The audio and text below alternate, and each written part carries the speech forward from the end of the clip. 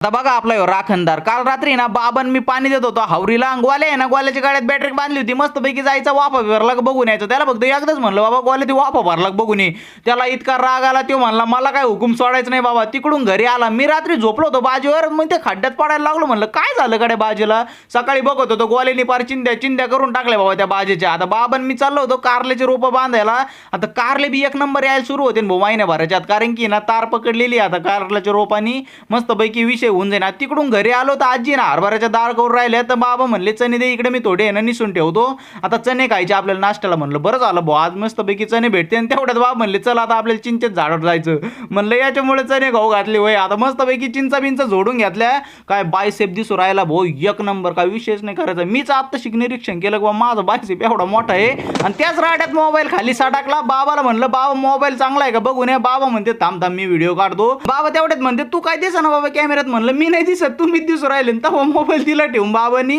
आता बघा भाऊ एवढे चिंचा काढल्यात आम्ही आता असा विषय झाला की चिंचाचा भाव बघावा लागेल आता काय आहे तुमच्याकडे काय भाव चालू आहे मला कमेंट मध्ये सांगा बरं चिंचाचा